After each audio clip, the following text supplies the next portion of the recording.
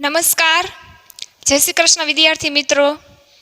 વિષય હિન્દી કાવ્ય 10 શીખોના lecture number 3માં આપ સૌનું હાર્દિક સ્વાગત છે.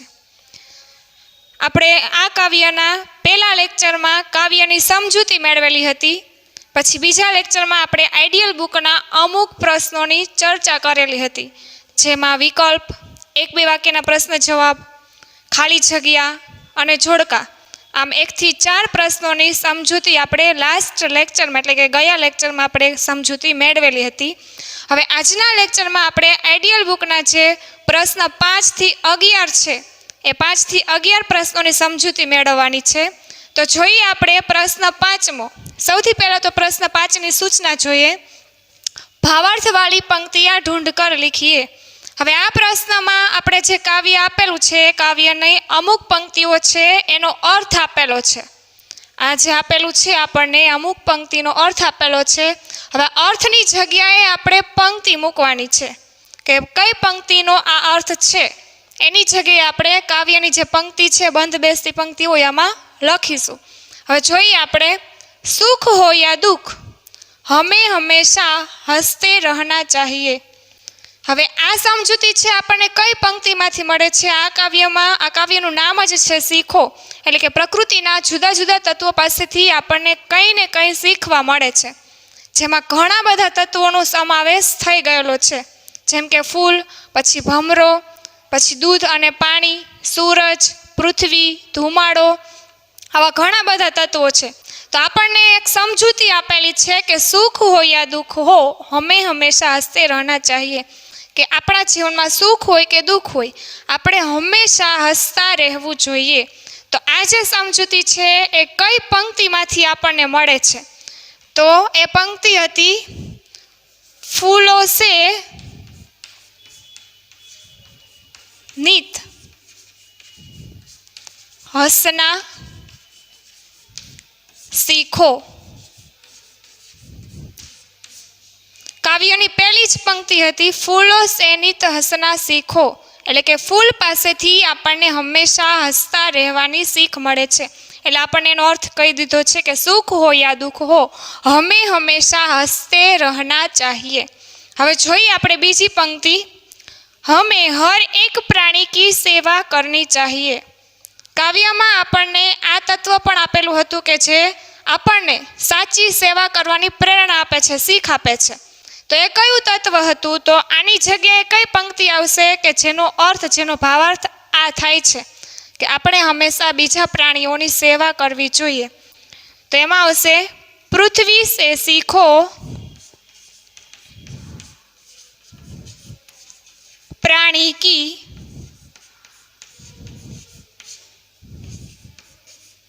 सच्ची सेवा करना.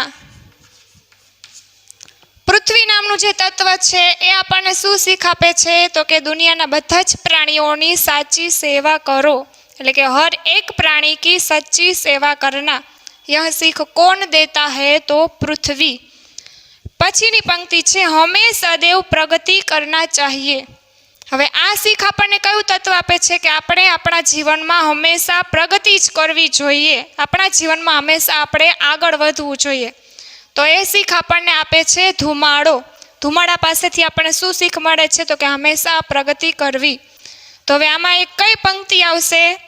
તો કે ધુએं से सीखो हरदम ऊंचे ही पर चढ़ना.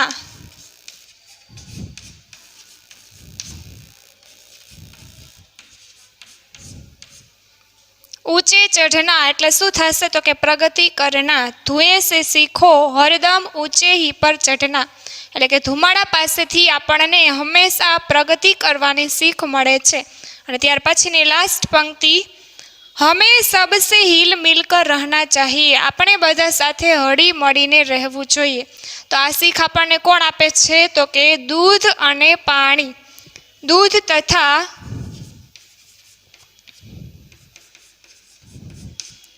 पानी से सीखो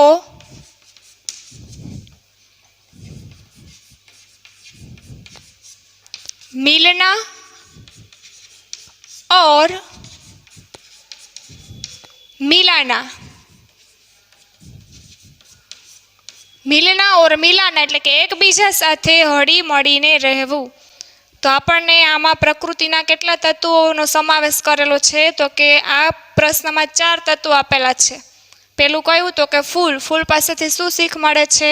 તો કે સુખ હોય કે દુઃખ હોય આપણે હંમેશા હસતા રહેવું જોઈએ। પછી બીજી પંક્તિમાં કયું તત્વ આપેલું છે? તો કે પૃથ્વી। પૃથ્વી પાસેથી શું શીખ મળે છે? તો કે પ્રાણીઓની સાચી સેવા કરવી। પછીનું ત્રીજું તત્વ કયું છે? તો કે ધુમાડો। હંમેશા પોતાના જીવનમાં આગળ વધો। અને ચોથું તત્વ કયું છે? તો કે દૂધ અને પાણી। બધા સાથે હળી મળીને રહો।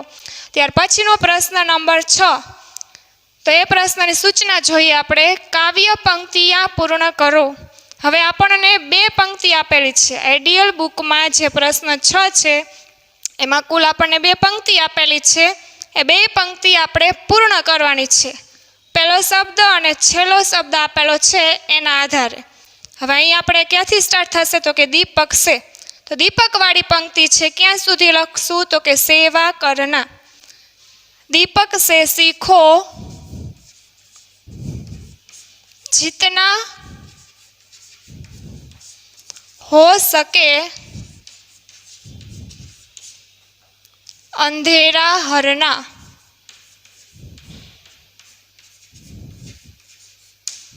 પછી આ શું આપેલું છે? સેવા। તો સેવા કોણ કરે છે? તો કે પૃથ્વી। તો અહીંયા કઈ લીટી આવશે? તો કે પૃથ્વી સે શીખો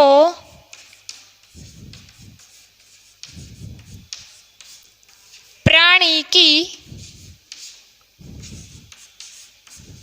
सच्ची सेवा करना।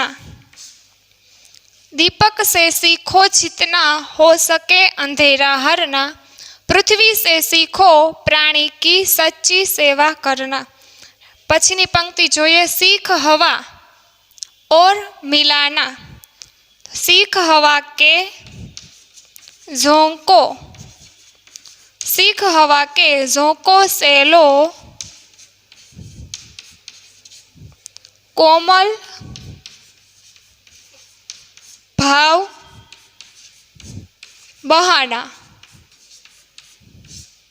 હવે અહીંયા કઈ પંક્તિ આપેલી છે? મિલના ઓર મિલાના। તો કોની પાસેથી શીખ મળે છે? તો કે દૂધ અને પાણી। તો અહીંયા બીજી પંક્તિ કઈ આવશે? તો કે દૂધ તથા पानी से सीखो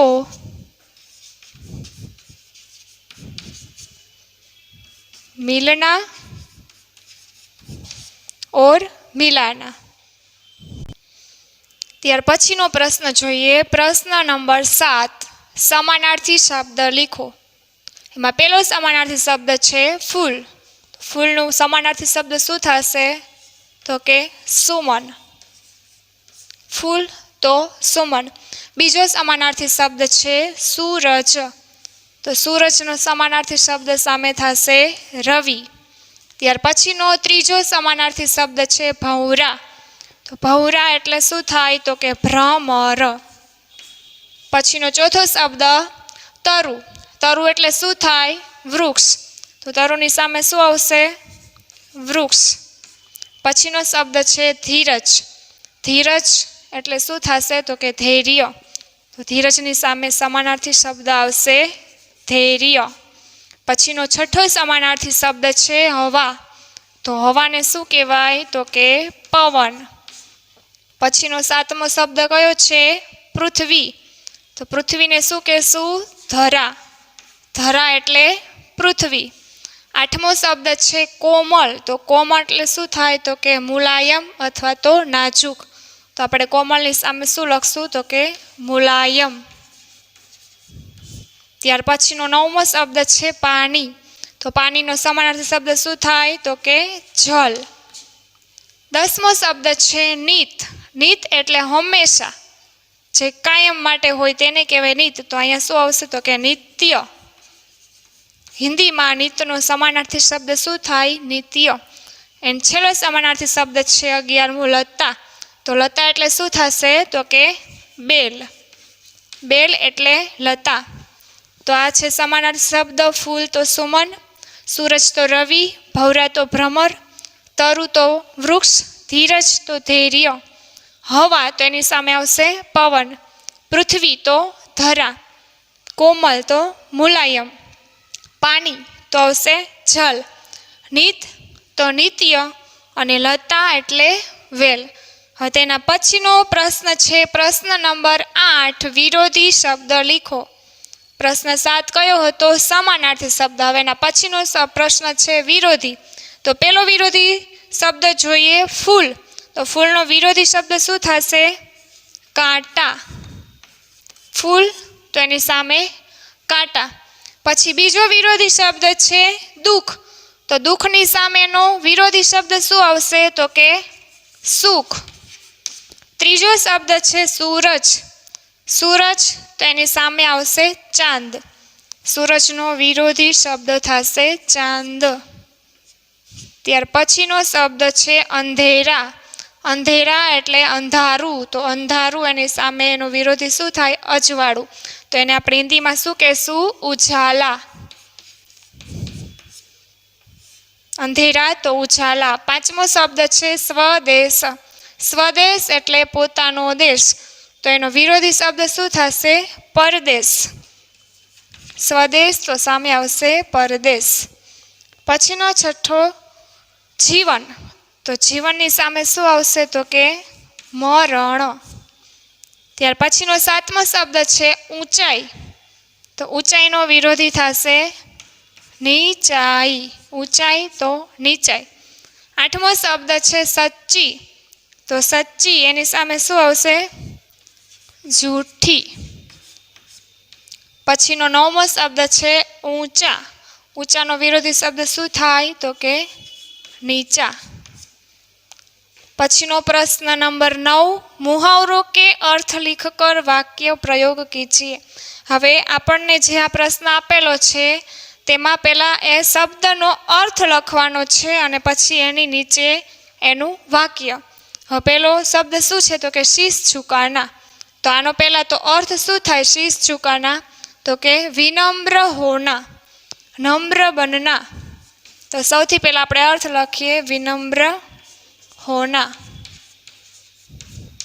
હવે આપણે વાક્ય લખશું હમે બડો કે આગે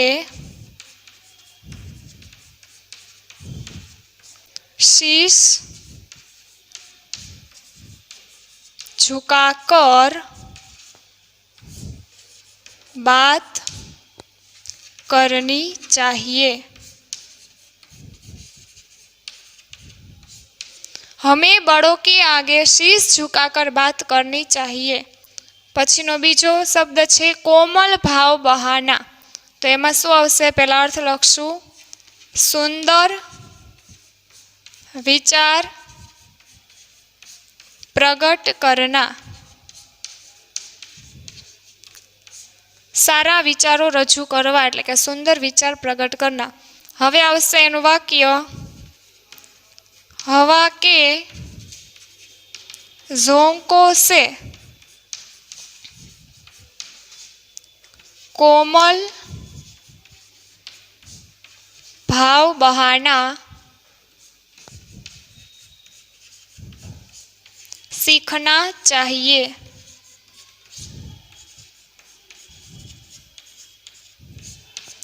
हवा के झोंकों से कोमल भाव बहाना सीखना चाहिए. त्यार पछीनो शब्द त्रीजो ऊंचे चढ़ना. तेनो अर्थ शुं थशे? तो के उन्नति करना अथवा तो प्रगति करना. उन्नति करना प्रगति करना. हवे वाक्य मेहनती लोग हमेशा ऊंचे उठते हैं.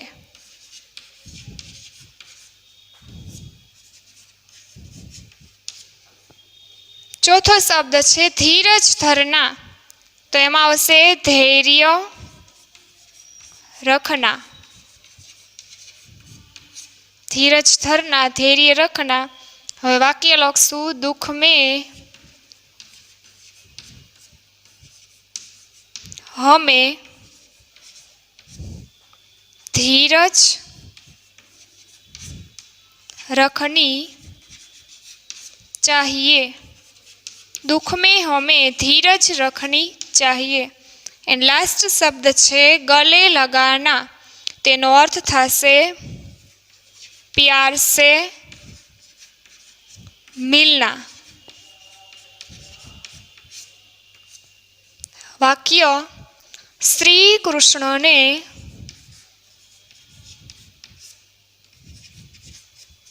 सुदामा को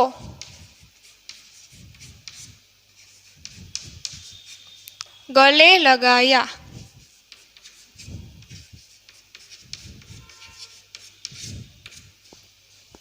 श्री कृष्ण ने सुदामा को गले लगाया. ત્યાર પછીનો પ્રશ્ન જોઈએ, પ્રશ્ન નંબર 10. પ્રશ્નની સૂચના જોઈએ.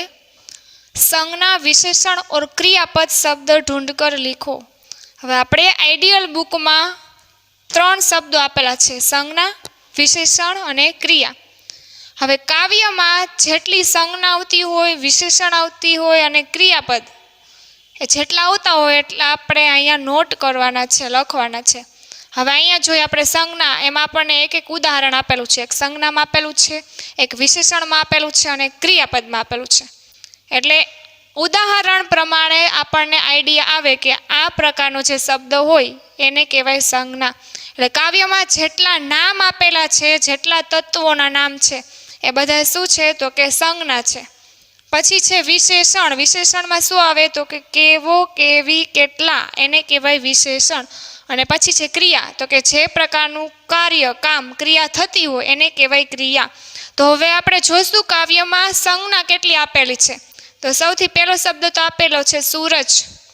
તો સૂરજ છે સંજ્ઞા છે. પછી મછલી, દીપક, પૃથ્વી, દૂધ, ભવરા, પાણી, આ બધા શું છે તો કે સંજ્ઞા. શું કામે સંજ્ઞા કોને કહેવાય તો કે નામ અથવા તો એની જગ્યાએ જે શબ્દ આપેલો હોય એને કહેવાય સંજ્ઞા.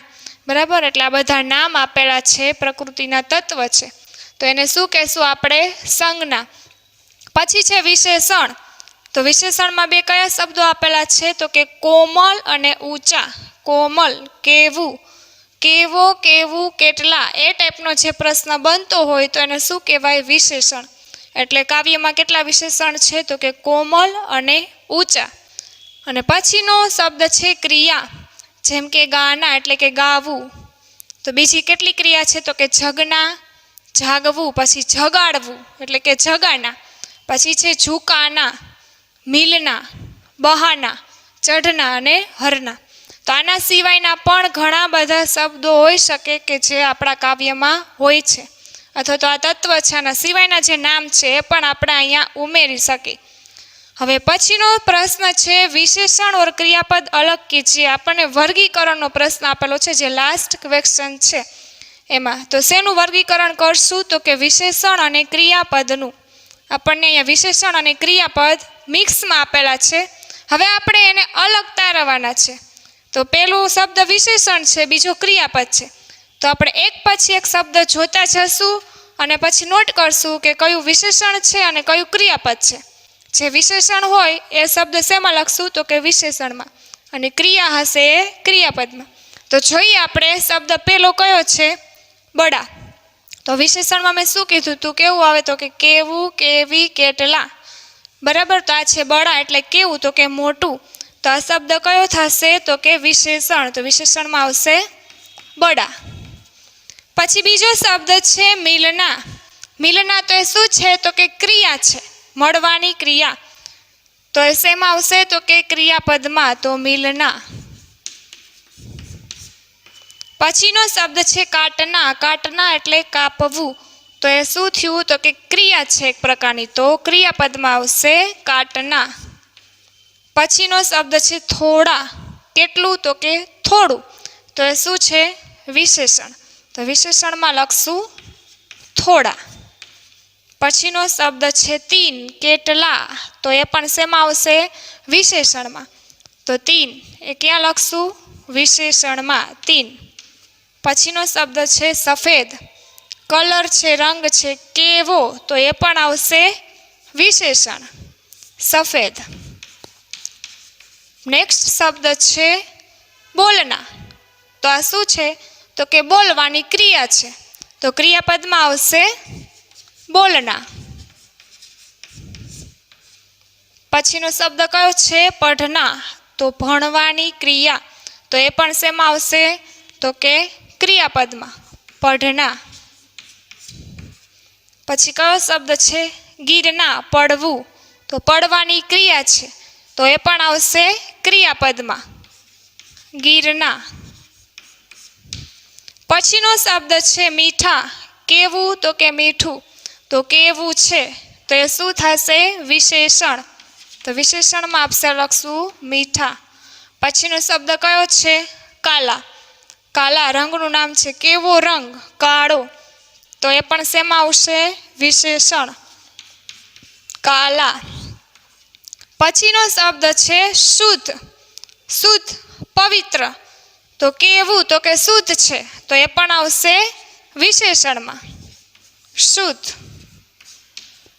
પછી છે પીના. પીના એટલે પીવું, તો આ એક પ્રકારની ક્રિયા છે, તો એ આપણે શેમાં નોટ કરશું? ક્રિયાપદમાં પીના.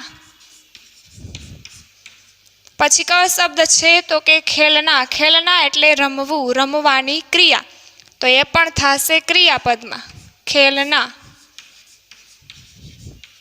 ત્યાર પછીનો શબ્દ છે તેજ, એટલે કે ઝડપથી. તો કેવું? તો કે તેજ, તો એ શેમાં આવશે? વિશેષણ તેજ. ત્યાર પછીનો શબ્દ છે દોડના. દોડના એટલે કે દોડવું, દોડવાની ક્રિયા કરે છે, તો ક્રિયાપદમાં આવશે દોડના. એન્ડ લાસ્ટ શબ્દ છે સચ્ચા. કેવું? તો કે સાચું, તો એ શેમાં આવશે? વિશેષણ સચ્ચા.